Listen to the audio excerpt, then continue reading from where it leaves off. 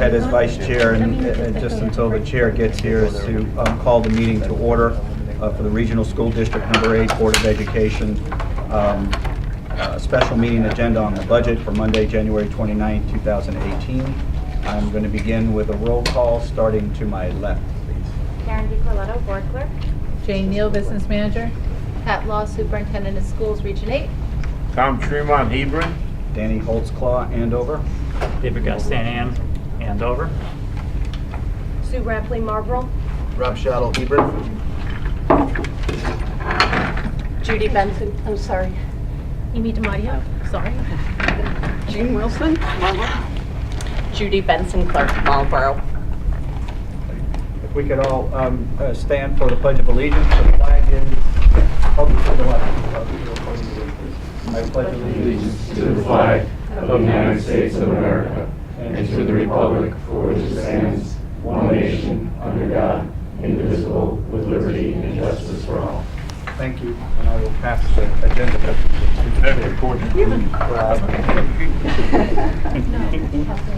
Oh, the other go, okay. Judy, do you want to sit here? I'm fine. I'm perfect. Thank We can you. get out of it. Thank you.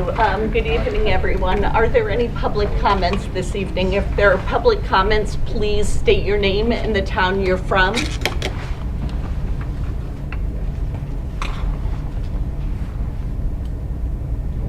Are there any public comments this evening? Please state your name and the town you're from.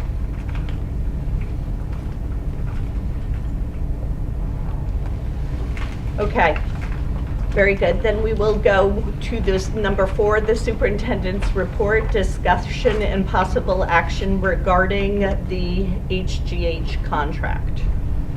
I do not have the final copy of the SGH contract to share with the board for you to be able to review. The one that we had as the initial part of the process had expired after the 30 days that it had been sent to us, and so they've sent a new one to our lawyers. They're reviewing that, and so as soon as I have that, I'll bring it to the board. I was hoping to have it for today, but they didn't have it reviewed yet. Very good. So that moves us to number 5, discussion and possible action regarding the 2018-19 proposed budget. And Dr. Law will begin with response to the Board of Ed questions and then a review of the Object 100s and 200 line items. So I have a PowerPoint that has all of the questions from the board members on it and responses to them.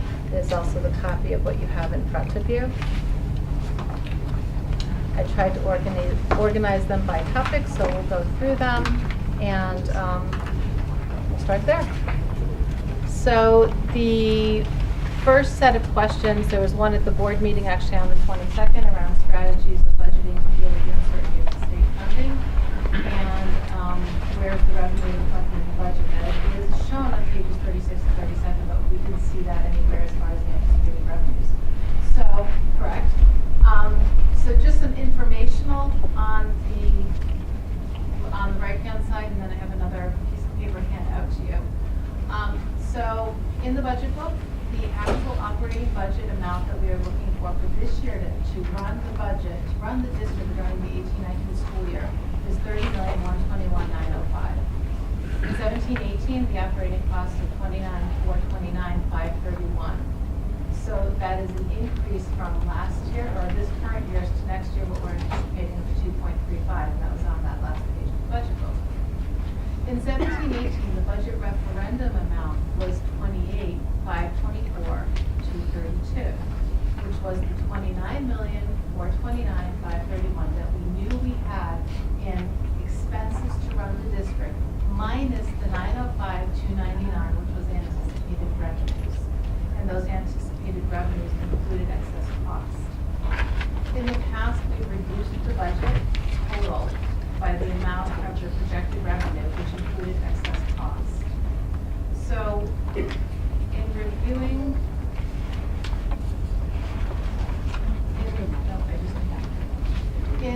in reviewing what other districts have done and discussing with others at workshops around how to deal with projected revenues, in particular excess costs, I am making the suggestion to the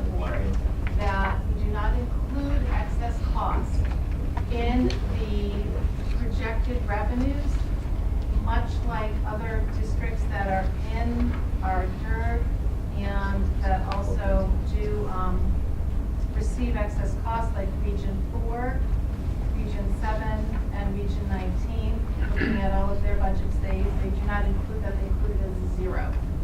The worksheet that I've just handed out to you, that's the purple sheet, shows what that would look like. And my question to the board is, how would you like me to address revenues, in particular the excess cost revenue moving forward? So if you could look at the purple sheet for a moment. The adopted 17-18 budget has the same information that I just talked about up here, about the 29 million, which was the actual gross expenditures, the operating budget gross expenditures. The anticipated revenues that we had totaled 905,299, and that included 608,444 for excess costs. We did not include in the way that we were calculating any of those revenues coming in the grant from IDEA, so there's nothing in that line item. So when you take a look at our expenditures of 29,429,531, less the 905,299, we have net expenditures of 28,524,232. And you can see down at the bottom below that, the adopted levy for each of the towns in order to address that. The proposal for 18-19 is in the middle. So we know that the operating costs that we are anticipating are 30,121,905. Looking at the anticipated revenues, looking at less than anticipated revenues, you can see, and it was the same in the budget book, I had a question mark in the budget book on page 36 around excess cost. I also have it as a nothing here. And the other anticipated costs that were also in the budget book on page 36 are listed there to get us to 414,130. We're anticipating, we actually have right now the IDEA grant, it's a 2-year grant. Year 2 of that grant, we currently have that money of $116,751. We use that, and later on there's a question around what do we use that to offset, and I'll answer that when we get there. So if you're looking at your revenues of the 414,131 plus the 116,751, it totals 530,882. So if you take the $30 million that we are saying as our gross expenditures that we're proposing, minus the revenue and grants of 530,882, it would be a net expenditure of 29,591 for 23. That would be an increase overall in net expenditures for the district of 3.74%, and you can see the proposed levies down below. That is one option that we can look at for how to address revenues and how to deal with the fact that excess cost is a question mark from the state as it is. They sent a letter out today again, talking about the fact that they are still struggling with how they are going to be funding excess cost and may still be changing that moving forward this year, much less next year. So I'm going to stop there and ask you the questions that you have. Well, I think one of the things first that maybe we could hear from you is Mrs. Neal and Dr. Law is, given this research that you've done and what you've brought to us, what would your recommendation be and what would your comfort level be? Why don't you please share that before we ask questions? This purple sheet is based on the way, if you recall, in the budget expenditure and revenue report that was changed this year, it follows that model. As a matter of fact, we have a copy. We have a green copy of what, this is the expenditure and revenue report you just got at the last board meeting. So it follows that model that I changed this year because of, there were issues and concerns over the participation and how I was removing the revenues. So to move forward in that fashion, this is The logical way to this is, proceed. yes. Okay. The excess costs based on the research that was done. The excess cost to me shouldn't be included because we don't know what we're going to get. if you look at the second column, the proposed 2018-19, you'll see that the anticipated revenue for excess costs is there's nothing there. My recommendation is to move forward with this option A that would allow us to more adequately control what we can control, which is we know what the expenses for special education are based on the budgeting that we did, which again will be answered more thoroughly in an upcoming slide. And not rely on the state to be able to fund that with a revenue source that is, one, been inconsistent for us as a district, and allows us to be able to cover that expense appropriately moving forward. So my recommendation would be not to calculate it in, but to use the other revenues. So why don't we then go around, and we're just going to go in order rather than skipping around. So Mr. Tremont. I have no questions. Okay. My question, Law. yeah, thank you. My question is, are you recommending that the levy match the proposed amount? If the board, whatever the amount is, or are you saying, or are you recommending, for instance, if your true budget is, or your true expense budget is 31,21,905, are you going to take into any account any of those revenues and applying the levy? like Yes. we've done? Okay, So the levy calculation down at the bottom is based on the Is- 29,591,023, which is taking into calculation those Right. revenues. So even though if we fully recognize the expense, there will still be some treatment or consideration given to revenue coming in that will offset the Yes. actual Correct. levy to the towns. Yes. Okay. Which is how it was Yep. approved Yep. this current year. Yep. Thank you, that's it. Mr. Gustafson. I agree with, not including the excess costs. I thought we should have done that last year, especially knowing that the state was gonna be cutting and a lot of other districts had done it. So I'm very glad that you did that. It's gonna be a challenge even at 3.74%, but I don't see where we can cut. I really don't, and not negatively affect education. I think there's gonna be some cuts as there are now and that are gonna hurt some areas, but Just a, can I ask? Yes, of Suggest any course. question, but insofar as how do we recognize it? yeah. What Dr. Law is recommending Right. is that we take the full budget expense and then offset it in the levy. Are you agreeable with that? Yes, yes. That's it. Mrs. Scheich, regarding the proposal. I'm good with that too. I think that that's a realistic approach. Mrs. Rappler? Or questions? Yeah, I guess I'm not really fully understanding. So the 374 would be what would the 3.74 be? The 3.74 would be the actual increase of the amount that we would be going to referendum for. So if you take a look where that 3.74 is, the 28,524,232 is what we went to referendum for this year. What we are saying that we would go to referendum for this coming year would be 29,591,023, which is the operating cost of 30 million, less the revenues and grants that we can anticipate more accurately to give us the 29,591,023. So this is different from what was in here.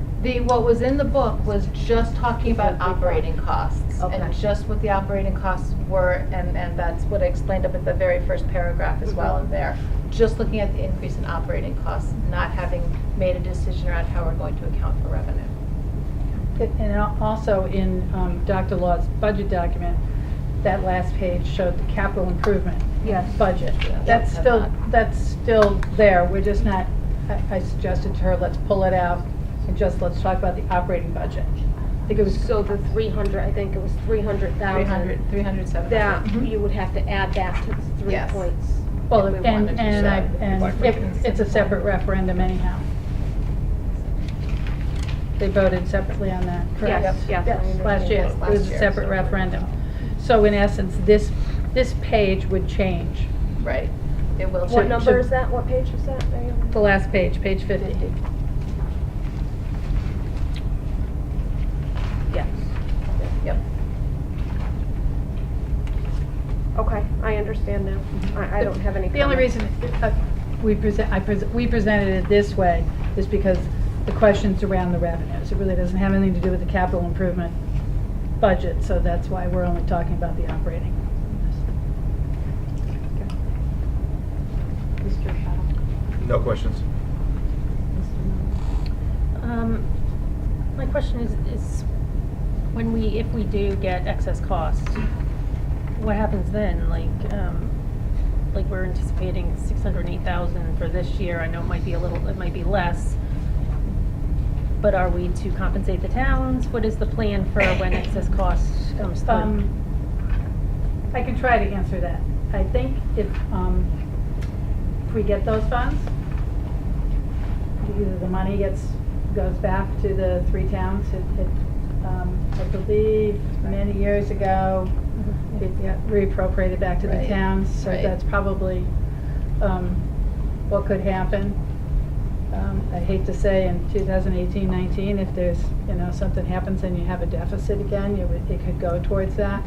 But my first guess would be that it would if we get the money, then the board determines whether or not they give it back to the towns. Thank you. So the fiscal year, I'm new to this, begins July 1st, and we're now 7 months later, and we've received 0 excess cost this year? Yes. But we submitted something late as well too, right?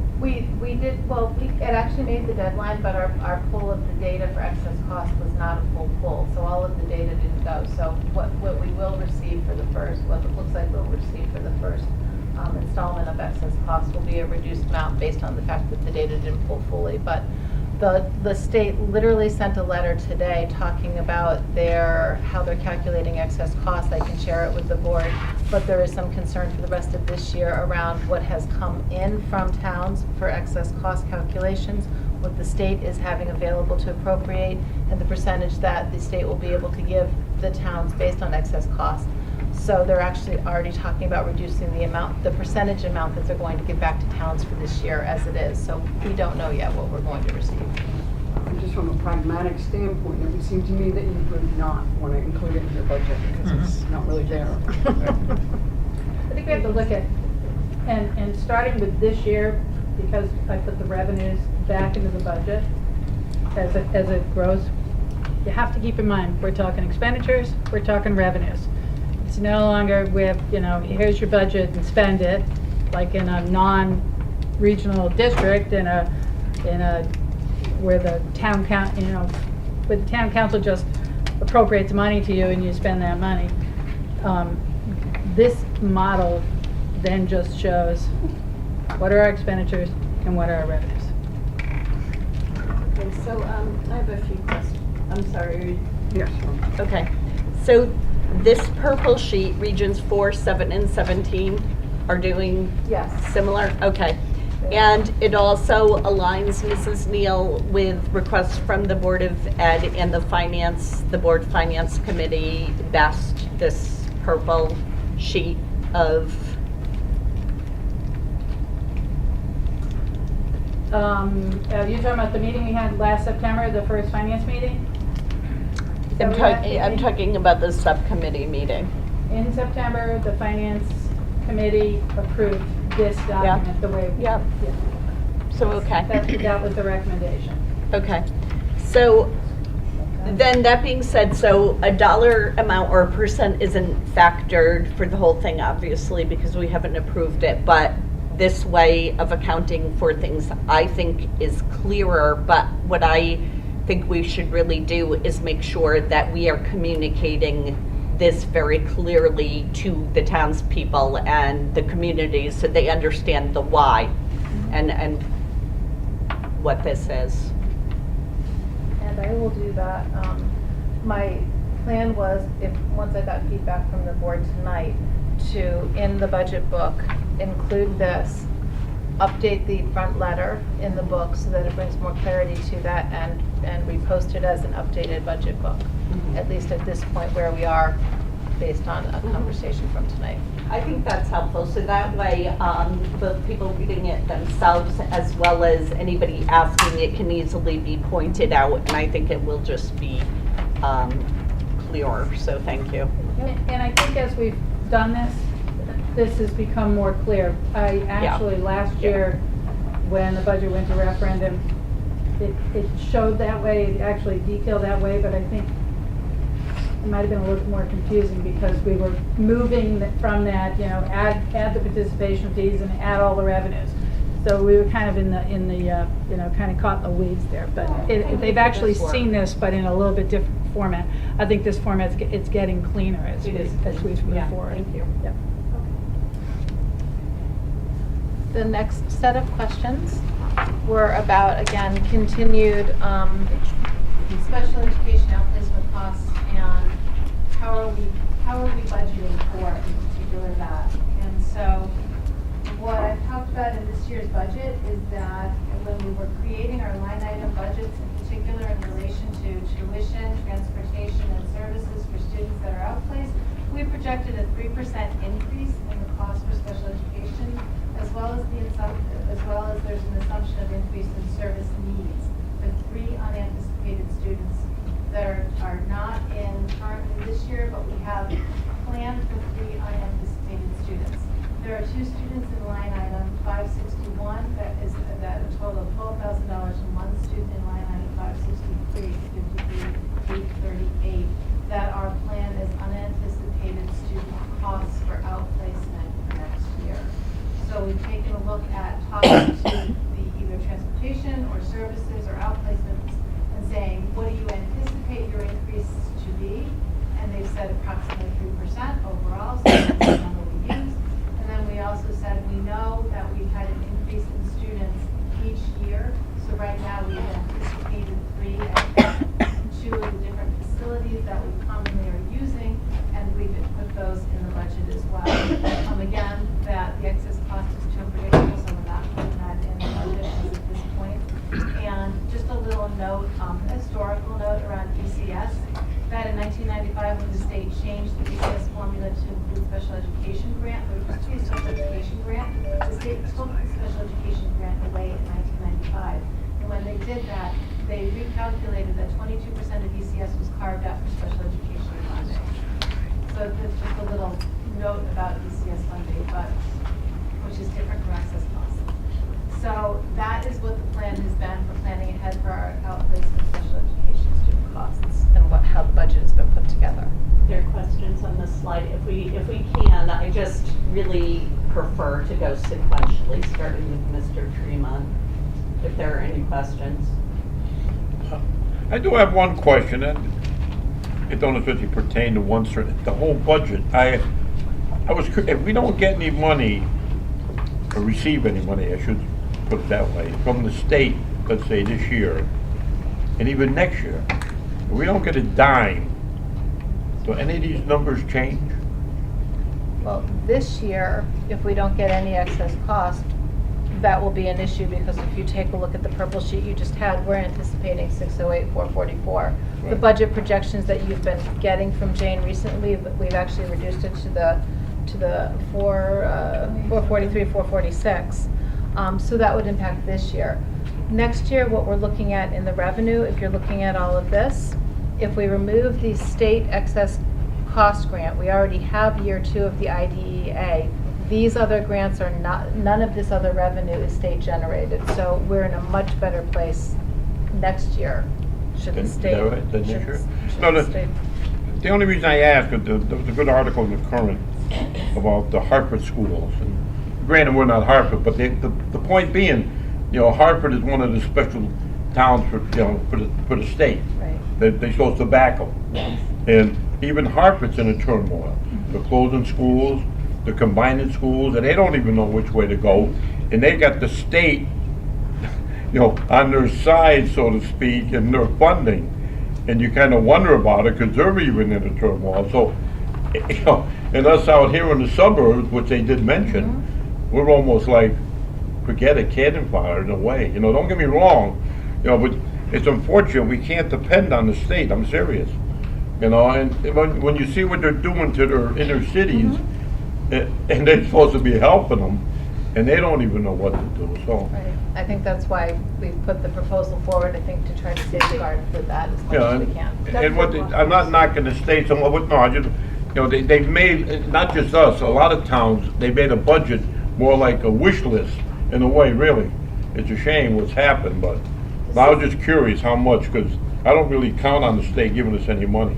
And it's, I know we mentioned about going to the town to get money, and that's not gonna be too easy, but. Dr. Love, what is this year's budget was done? Does that mean which year? Are you? Oh, sorry, I'm sorry, the projected 18-19. So, Sorry. so 18, 19, and I know I'm getting hung up I on should have been clearer on little that. things, but wouldn't they be anticipated now? 3 anticipated based on? Well, 3, in the budget, Yeah. we have accounted for every single student that we have right now Yeah. that could be moving forward. I'm anticipating 3 unanticipated students, so it's 3 unanticipated, unaccounted for students at this point. Maybe I should have said unaccounted for students at this 3 point. formerly or 3 3 not students yet, that are or not 3 yet new, or outplaced. 3 Yes, 3 new. I think it just needs. Okay, I can clean that up. I can clean it up. Sorry, Mr. Holtzclaw. I just have a question going back to the first slide, I guess, which kind of dovetails to this. But do we need to do a motion to accept the recommendation of the superintendent? Of how to. Of how we're going to present the operating budget based on the true operating cost of it? Because I wrote one down just in case we need it, but I don't know. I think that we do. Do you think we needed to do that prior to doing the second piece? No, I don't think, I mean, we could do it at any time during the meeting. I wasn't sure if it was just going to be an agreement, or do we need a motion? Because I think we should make a motion. Okay, well, whenever you're ready, I don't want to go away from that discussion, just so I drafted one. So if there's others, we could do it at the end. Okay, are there, why don't we see if there are any questions, and then we Yep. will hear your motion. How Okay, is that? that's fine. Is that fine? Mhm. Okay, other questions Did you have a or question about this? on this slide? No. Pat, so you're adding 3 as a safeguard. How many did we have this year? I thought somebody had said we had like 20 unanticipated. No. But you No. have So, data sorry. to anticipate that, Right. right? You have data this isn't. Right, we have, right. That's different than, what was the word I just said? Years ago, there were placeholders. There were. Correct. These are It's- Right, placeholders. these are placeholders. But- But I think there's, as far as outplaced students, no, there were not 20. There was a shift of some moving out and some moving back in, but the total number was not 20. I'd have to go back and look at what it But it was. was a significant number of students that we didn't budget for last year. But part of that was the Or way no. that we were accounting for them in the process. So Right. we have accounted for every single student accurately in this year's budget and have now said, I think 3 is a reasonable number. Oh, So Maybe you're. you could see projected based on data or Yeah, something. and we did.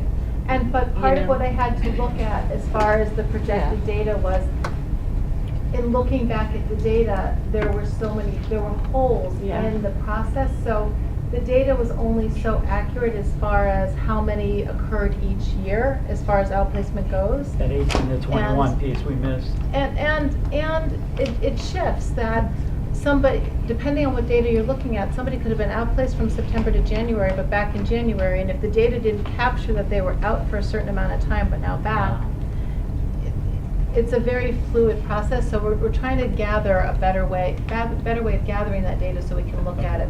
But I have looked back at the numbers over time. Okay. And I'm trying to make the best, most fiscally responsible also anticipation of possibly the number of students.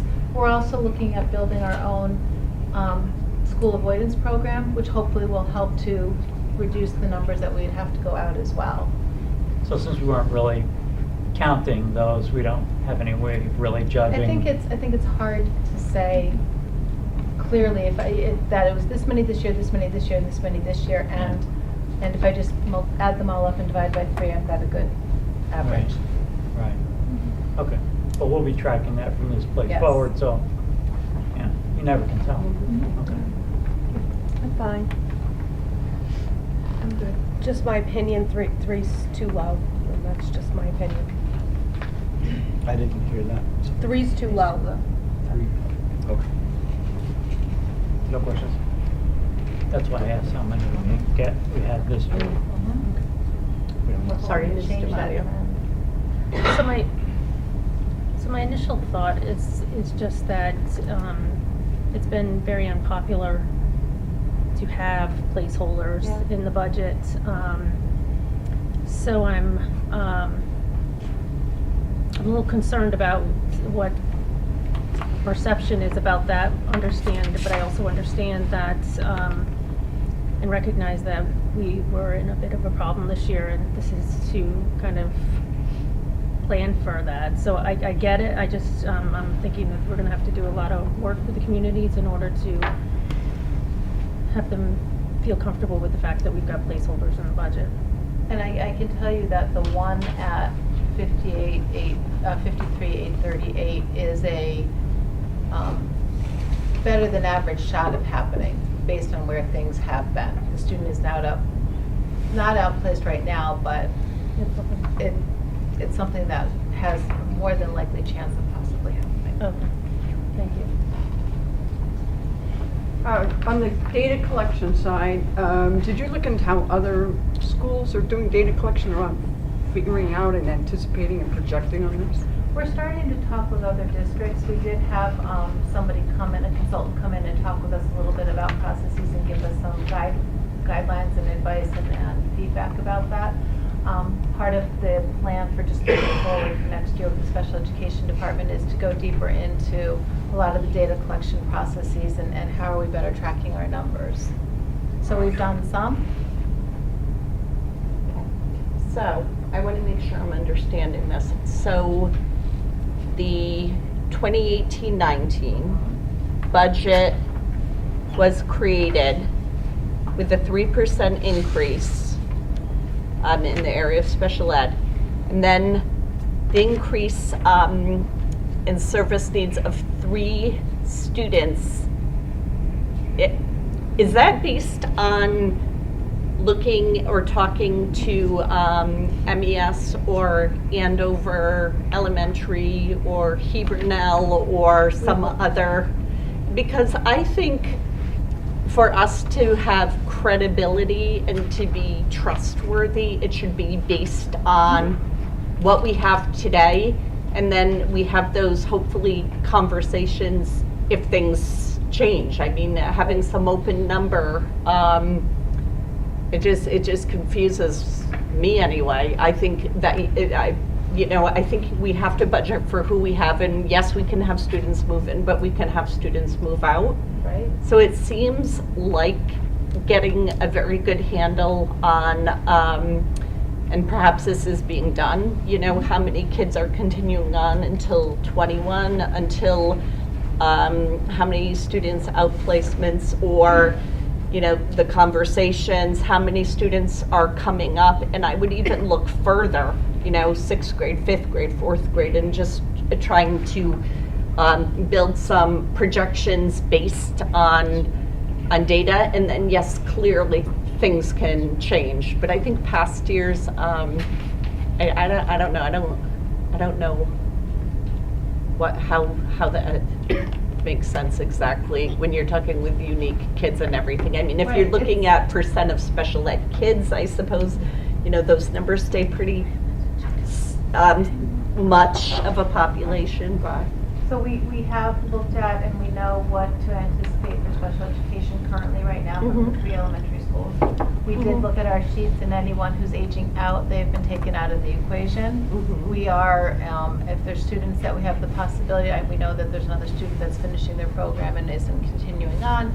We're in the middle of some PPTs right now and other conversations around transition post-secondary planning for students that may have them actually exiting, so that we don't have to count them for next year. That has all been done in this process, so we've clearly looked at all of those numbers, and at least as of the time when the budget was put together, all of the expenses in there, minus these 3, are for students that we anticipate continuing into the start of next year in the program that they're in.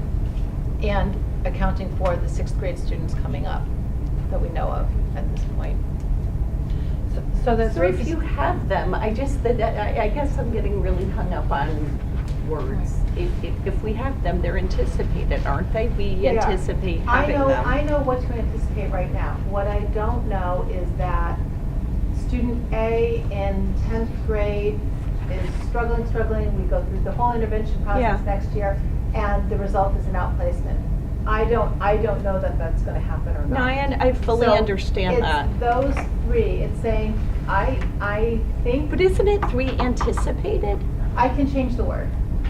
I mean, because you're anticipating them, that's why you're including them. I'll change the word so that it's not the I'm word really I- actually trying to understand. No, I'm not an that's fine. English major, I wish I think- was. I think if it just would say unknown students or new students. Okay, New okay. unknown students. okay, So, Judy, go ahead. wouldn't it be 1 anticipated and 2 unanticipated? Well, the one we're still not sure about. Yeah. There's a better than 50-50 chance, I think, but we're still gonna do everything we can to keep that student in. And Sue, I have heard what Amy has heard, or that's been my feedback as well, is to budget as lean, and maybe that's a conversation or something we ask the boards of finance or something, I don't know. But- And absolutely, that you budget what you know, but we also know that there are new students that get outplaced every single year.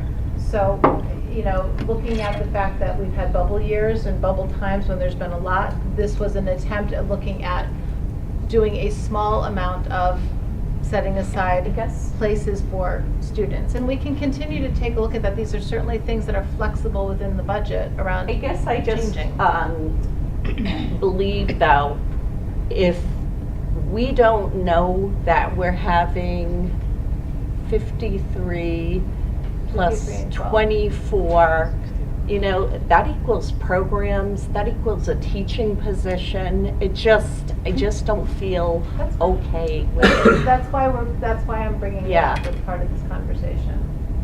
Yeah. So, Judy, Yeah. great conversation, and I'm glad we're having it. I'm okay with not putting any in, because we don't really know yet. However, the situation we're in right now, what are we doing with the deficit right now? And so I see it, I see it 2 ways. We either unanticipate a few, or we commit as a board that if the number doesn't go in our favor, then we have to bring it back to the towns. Because right now, and even the year before, we're robbing Peter to pay Paul, and I cannot support that any longer.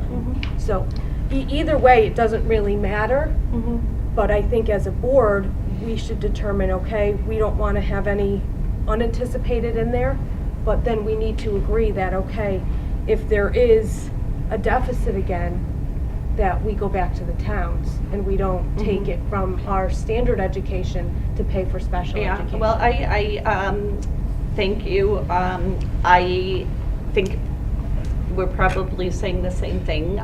We have to program for everyone and provide a free, appropriate public education for everyone. If we are really, anticipating, expecting, I'll use that word, we expect to have students, we should include them in the budget. If we don't know and it's kind of this placeholder, I would rather, this is just me, if it's an unknown, I would rather keep some of our whatever programs, our DECA, or keep some of our sports programs or teacher programs or administrators or whatever, but we know we have to program for special ed. It's a mandate. It's free, appropriate public education, but it's just, and I'm not trying to be difficult about this, I'm just getting very hung up on that word, unanticipated. If we expect those students, I think we have to account for them and fiscally account for them in our budget. Otherwise, I think we would be negligent. But yes. I have a couple One is that during this process where 2 years in a row, we've identified that we're underfunding special ed, whether it's because of numbers or unanticipated, whatever, adjective we want to use. I think it was clear, we've clearly been told that we need to do a better job at coming at that number. So I think the community is saying, you have to do better. So I think adding 3 people is a conservative number. We can probably estimate a little better if there are existing students 7 through 12, because we have that knowledge of the students, but we really don't know what's coming up in the elementary schools, and their definitions or their classifications may be slightly different than what we need We here. should know that. So I think we really have to add. Otherwise, we're going to be short again, and we're short every year. The other thing is that in previous years, we've always had unanticipated. And maybe we're counting them differently this year because we're including other things that we weren't doing before. We've got a better way of data collection. But we must have some idea of how many unanticipated we had in previous years. So if we can kind of get our hands around that, I think it makes it easier to explain that to the community, why we're putting 3 in there. Said, from 08 to 09, we had 5, and we had this many people that we know we're going to get some because, because kids, as they mature, when they get up to that middle school age, then some of these things develop that are unanticipated, and they get classified or have to go into the programs or be addressed that way. So I think if we can collect some of our historical data, I think it really makes sense to add 3. I think we've done the best that we've done at that. Right. Mr. Gustanian, are you speaking of, adding that on to Yes. any percent, not containing it to some small percent, but making sure we have everything we need and this then? Is that what you're saying? I Or think you're for saying special instead ed, of- we've had so much of a history of underestimating, and maybe in previous years we had other sources of funding that were able to account for that. And this year our budget is so tight and so lean that we don't have that. I think it really makes sense to add those 3 in because we know it's going to happen. It may be unanticipated, we know it's going to happen. I don't think we should take that out because we're going to end up coming back to the towns. And in fact, we may get 5 or 6 or 8 more, but 3 is probably a very conservative number. I think we should include it. As I think Sue said, she thinks we're low on 3. I think we might be also. I do feel like it's low. However, if we could agree as a board that let's put nothing in, but if we do go over, we're going to bring the money back to the towns, I think that's a fair statement. However, I feel like there's a few of us on the board that are a little leery about bringing things back to the town. And I don't know if it's a full consensus of the board to let's put nothing in, keep the budget lean, but bring it back to the towns if we have to. I don't get that feeling right now. Like we're in a deficit right now. Million. So are we going to bring that back to the towns? So that's where I feel like we're not really agreeing as a board. So Right. I agree 3's too low, but I hear what Judy and Amy are stating, and the state we're in right now with the state keeping things as lean as we can is probably what we should be doing. But again, we are in a deficit because of special education. We need to seriously take a look at that and bring it back to the And towns. I know Mr. Gustanian wants to speak, and I'm Yep. pretty sure I could speak for Ms. DiMatteo, but I'll let her speak for herself. But I want to be clear, I am, not talking about, cutting or reducing special education. I'm just saying not to budget for invisible people unless we're pretty sure we have them when we have these other, draconian cuts coming. So, yes. My problem with this And maybe it's not necessarily anticipating 3 students, Yeah. right? Maybe there's some number we need to come up with some level of confidence as a forecast, just as we do a budget of an Right. anticipated amount. Because what Right. I did not like, as an observer, as chair trying to manage the meetings, that debate, once we realized what was happening, became special ed against the world. Right. And some of you carefully pointed it out, members of the community pointed it out, and it goes down the wrong path, because when we fall short on that, it goes in areas where we have to try to make up for it. And I know it's easy to say, go back to the towns, but that's not, it's easier said than done. And it's not that I disagree with it, but I think if year after year after year, there's been some experience, and I'd rather use the word experience rather than students or head count, that we end up with each year because of whatever's happening around us. I think the responsible thing to do is come up with a reliable forecast. I honestly do, because that debate of trying to set aside kids from special education from whatever that debate is, whether it's athletics or from the classroom or whatever, that there's some sort of burden on the district, Right. I think is dangerous. Yeah, oh, absolutely. I think,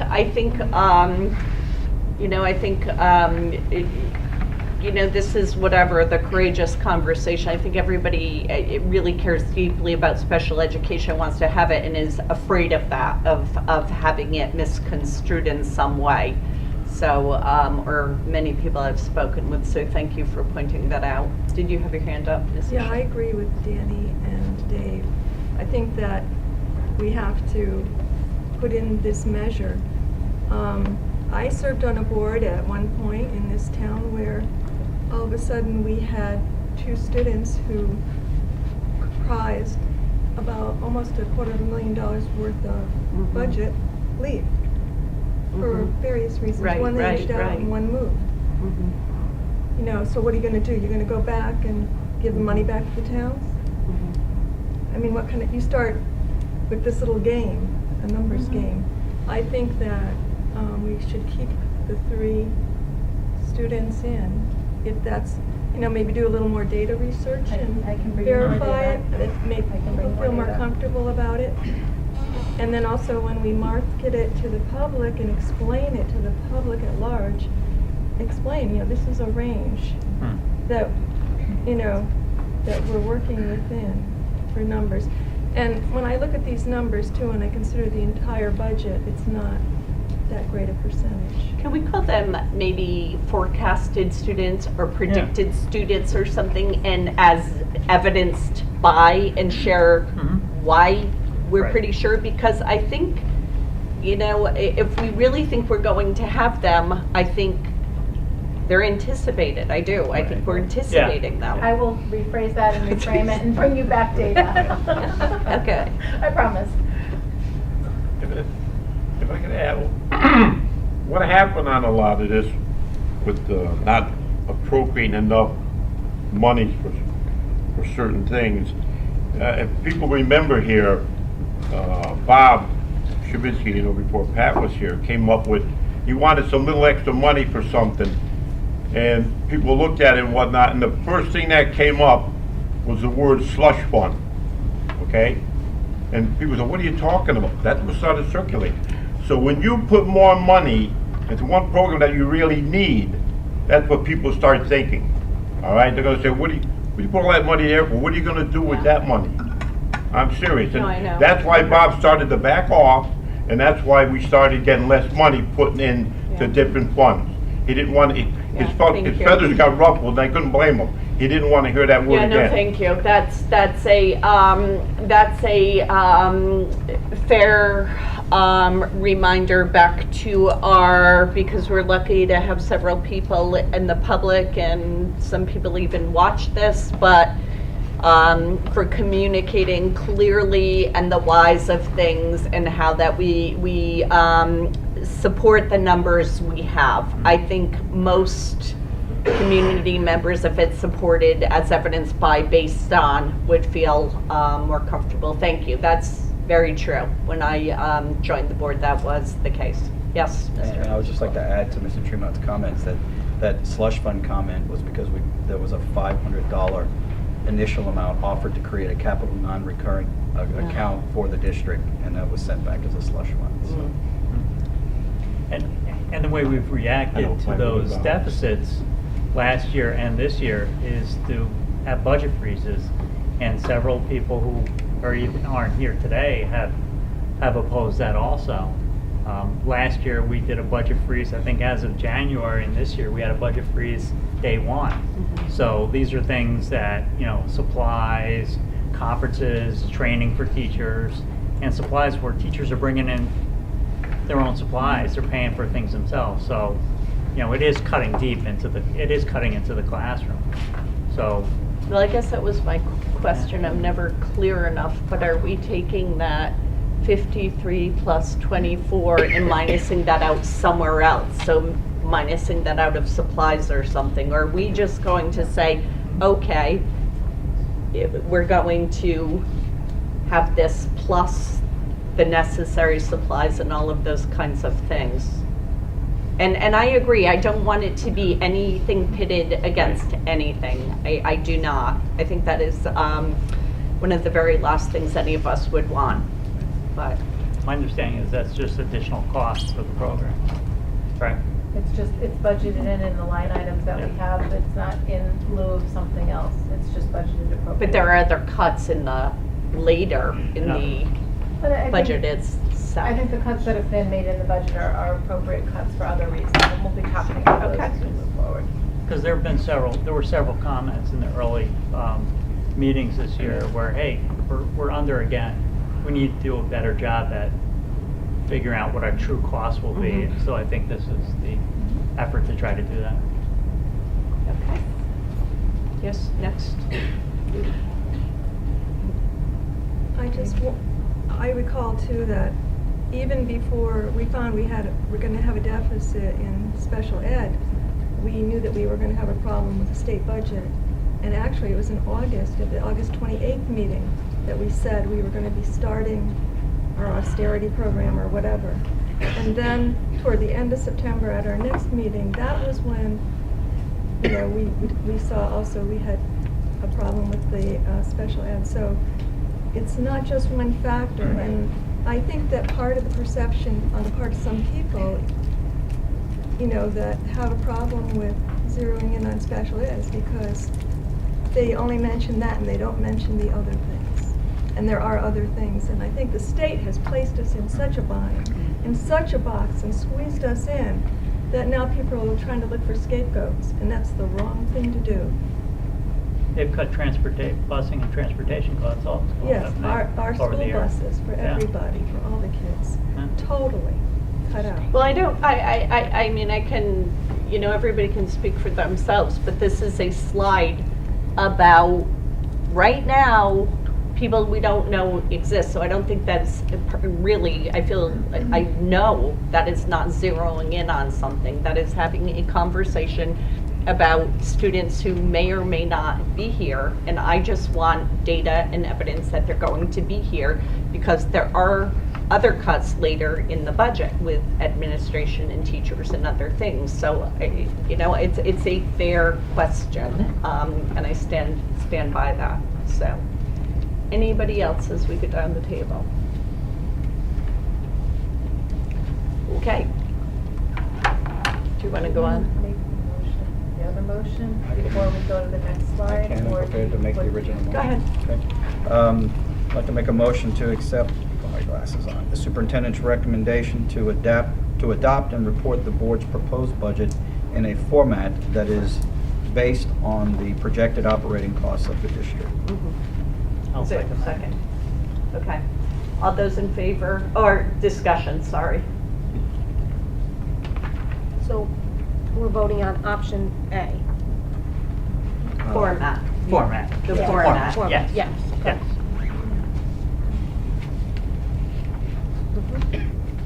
Along with clear explanation of it. Mhm. Yeah. Any further discussion or questions? Okay, all those in favor signify by saying aye. Aye. Any opposed? Any abstentions? Okay. The next question was about the IDEA grant that I mentioned when I handed out the purple sheet. The IDEA grant is a 2-year grant. It helps support, this is what is currently written in our IDEA grant. 0.3 special education teaching and then the list. So I'm not going to make them all down to you. And the question was, is the grant, is that impacted by the reduction of the special education teacher? The answer is no. It's not. So that, and you see the amount that the 116 on your purple sheet, that is listed under IDEA, that 116,751 is the amount for the 18-19 year that will pay, that addresses those bulleted items up on these.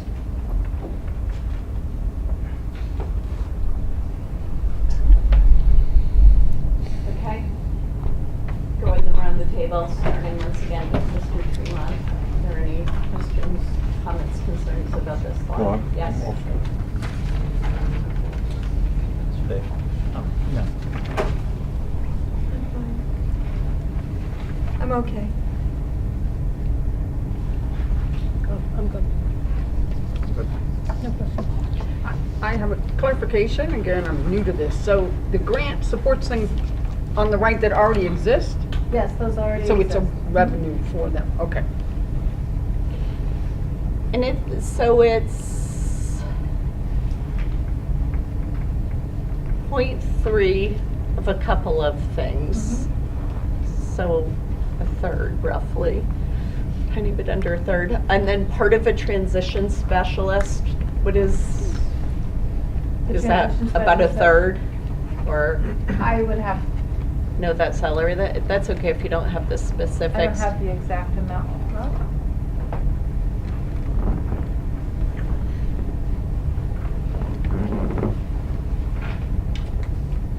And is it, I mean, if you don't have that right now, don't worry, but I'm just, it says paraprofessionals plural, so Right, there's 2. 2 paraprofessionals. Yes. 1 nurse? Is it 1 nurse for the after? after-school activity, well, a nurse for the after-school Uh-huh, activities in uh-huh. summer school. Okay. Is it part of your OT and PT, or Yep. is it? Yes. Okay, so it's just that some of it is listed, the percent, and some is not. That's all right. That's okay. But it has these various things. Yes. Okay. Okay.